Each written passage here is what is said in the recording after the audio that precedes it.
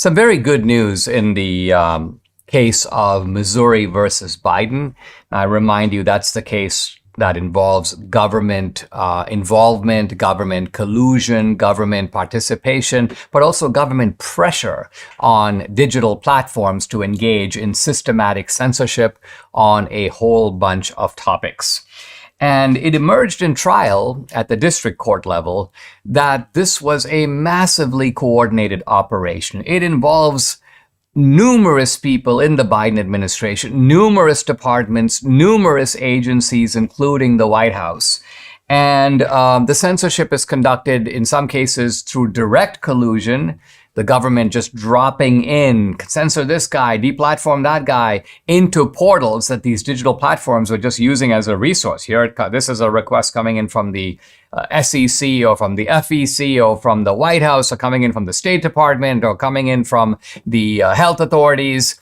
And in some cases, the Biden administration, the Biden regime used intermediaries. The Stanford Internet Observatory, others, these so-called nonprofits. And this is a disguised way of the government doing censorship, because it's like, we're not censoring directly, we're telling the nonprofits are then telling the digital platforms, and so the digital platforms can pretend like it's not coming from the government directly. So the district court agreed that this was a serious enough situation, a flagrant enough violation of the First Amendment, that the district court put an injunction on the Biden regime saying, stop doing this. You cannot do this anymore, and you cannot do this in any way. It's not just that you have to stop issuing, quote, orders. You can't make recommendations. You cannot work with these platforms. You cannot apply any kind of pressure to them. And if you do, you are violating the Constitution. So the Biden Department of Justice immediately appealed. They appealed to the Fifth Circuit Court of Appeals, and the Fifth Circuit Court of Appeals has just ruled, upholding the district court and agreeing that this injunction should stay in place. So what does that mean? What that means is that all these agencies of the government, and I'm about to name a whole bunch of them, they can no longer censor you. They can no longer dictate social media policies. They can no longer flag your posts. So it's not just a matter, I can't get you banned. I cannot even get you restricted if I'm the government. I cannot communicate with these companies and provide censorship recommendations or censorship lists. I cannot work with intermediaries like the EIP, the so-called Virality Project, the Stanford Internet Observatory. I cannot threaten these companies in any way, and nor can I put out just simple bolos. Be on the lookout for. Be on the lookout for Dinesh. Be on the lookout for libs of TikTok. Be on the lookout for Dr. Bhattacharya from Stanford, because he's been putting out information we don't like on COVID. No, can't do any of this. And what's really remarkable is the number of people named in this ruling. And I kind of want to go through these names because it shows you the scope of this ruling and its importance. It also shows you the magnitude of all the people involved in the censorship industry, or as I think Schellenberger and Matt Taibbi have called it, the censorship industrial complex. So these are the people, by the way, who are kind of specifically identified in the court's ruling. Let's go through them. White House Press Secretary Karine Jean-Pierre. Counsel to the President, Stuart Dellery. White House Partnerships Manager, Aisha Shah. Special Assistant to the President, Sarah Bergen. Administrator of the U.S. Digital Service within the OMB, the Office of Management and Budget, Mina Sang.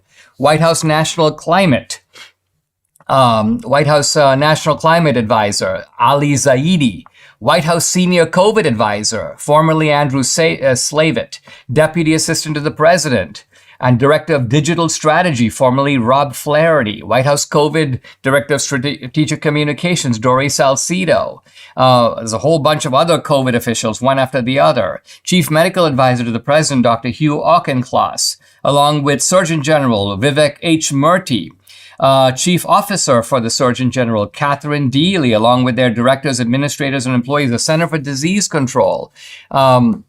And down the list it goes. Specifically, the following employees: Carol Crawford, Chief of Digital Media Branch of the CDC Division; Jay Dempsey, Social Media Team Leader, Digital Media Branch, CDC Division of Public Affairs; Kate Galatas, CDC Deputy Communications Director, and then on to the FBI. And specifically, the following employees: Laura Demlo, Section Chief, FBI Foreign Influence Task Force; Elvis M. Chan, Supervisory Agent in the FBI San Francisco division. So think about this, because it means all these people had their fingers, their grubby paws, if you will, in the pie of digital censorship. All of them were actively engaged in this enterprise, and the court sort of has their number. And the court is issuing an injunction basically telling them that they have to keep their hands off.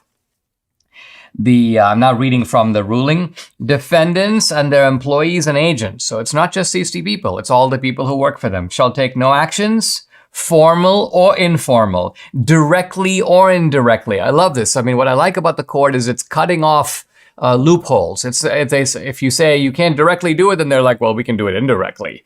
If you can't do it formally, well, maybe we'll do it informally. I'll tell some guy at a bar, and he'll then go tell them. No, you can't do it any which way.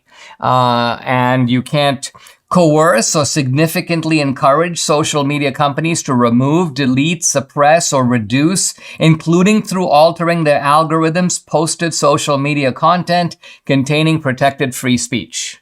So this doesn't apply to illegal speech. It applies to free speech. If the speech is legal, it has to be allowed, and you cannot try to suppress it. That includes, but is not limited to, compelling the platforms to act, such as by intimating that some form of punishment will follow a failure to comply with any request, or supervising, directing, or otherwise meaningfully controlling the social media company's decision-making process. So this is a kind of a broad and dramatic prohibition that is, I think, a powerful blow for free speech. Now, admittedly, the Biden regime could appeal. That appeal would go to the Supreme Court, and I think it would produce the same result. Debbie and I are on a great health journey, but we still struggle to eat enough fruits, veggies, and fiber, and those are a necessity. Now, lucky for us, we discovered Balance of Nature. There's really no better way to get all your fruits and veggies plus fiber than with Balance of Nature. And this is Balance of Nature's fruits and veggies in capsule. They're made from fresh whole produce. The produce is powdered after an advanced vacuum cold process, which stabilizes the maximum nutrient content. And this is Balance of Nature's Fiber and Spice, a proprietary blend of fiber and 12 spices for overall and digestive health. Join Debbie and me. Start your journey to better health right now. Call 1-800-246-8751 or go to balanceofnature.com. You'll get 35% off your first preferred order by using discount code AMERICA. Again, that's balanceofnature.com or call 800-246-8751. Get 35% off your first preferred order by using discount code AMERICA.